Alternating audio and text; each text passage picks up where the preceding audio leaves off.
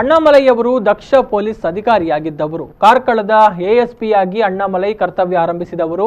Annamalai BJP ಸೇರಿದ್ದು ಬಹಳ ಸಂತೋಷವಾಗಿದೆ ಅಂತ ಕಾರ್ಕಳ ಶಾಸಕ ಸುನಿಲ್ ಕುಮಾರ್ ಅವರು ಹೇಳಿದ್ದಾರೆ. ಮಾಧ್ಯಮಗಳ ಜೊತೆಗೆ ಮಾತನಾಡಿದ ಅವರು, ಅಣ್ಣಾಮಲೈ ಕರ್ತವ್ಯದಲ್ಲೇ ಜನಪರ ಯೋಚನೆ ಮಾಡಿದಂತಹ ವ್ಯಕ್ತಿ. ಅಣ್ಣಾಮಲೈ ಅವರ ರಾಜಕೀಯ ಜೀವನ ಉಜ್ವಲವಾಗಲಿ. ತಮಿಳುನಾಡಿನಲ್ಲಿ ಬಿಜೆಪಿ ಬೇರು ಗಟ್ಟಿಯಾಗಲಿ. ಅಣ್ಣಾಮಲೈಯವರು ತಮಿಳುನಾಡಿನ ಅಣ್ಣ ಆಗಿ ಮೂಡಿಬರಲಿ ಅಂತ ಕಾರ್ಕಳದ ಶಾಸಕ ಸುನಿಲ್ ಕುಮಾರ್ ಹೇಳಿದರು. ದಕ್ಷ ಅಧಿಕಾರಿ ಅಣ್ಣಾಮಲೈಯವರು ಇವತ್ತು ಬಿಜೆಪಿಯನ್ನು ಸೇರ್ತಾ ಇರೋದನ್ನು ಅತ್ಯಂತ ಸ್ವಾಗತಾರ್ಹ ಮತ್ತು ಸಂತೋಷವನ್ನು ವ್ಯಕ್ತಪಡಿಸ್ತಾ ಇದ್ದೇನೆ. IPS ಅನ್ನು ಮುಗಿಸಿದ ನಂತರ ಮೊದಲ ಅಧಿಕಾರಿಯಾಗಿ ಕಾರ್ಕಳದಲ್ಲಿ ಅವರು ಸೇವೆಯನ್ನು ಆರಂಭ ಮಾಡಿದರು.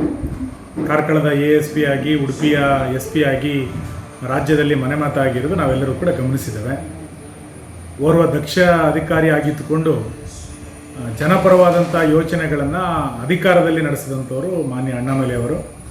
ಇವತ್ತವರು ನಿವೃತ್ತರಾದ ನಂತರ BJPಯನ್ನು ಸೇರ್ಪಡೆಗೊಳ್ತಾ ಇರುವಂಥದ್ದು ಸಂತೋಷದ ಸಂಗತಿ. ಅವರ ರಾಜಕೀಯ ಜೀವನ ಉಜ್ವಲವಾಗಲಿ. ತಮಿಳುನಾಡಿನಲ್ಲಿ BJPಯ ಬೇರುಗಳು ಇನ್ನಷ್ಟು ಗಟ್ಟಿಯಾಗ್ತಾ ತಮಿಳುನಾಡಿನ ಅಣ್ಣ ಆಗಿ ಅಣ್ಣಾಮಲೈ ಮೂಡಿ ಬರಲಿ ಅಂತೇಳಿ ನಾನು ಅವರಿಗೆ ಶುಭವನ್ನು ಕೋರ್ತೇನೆ.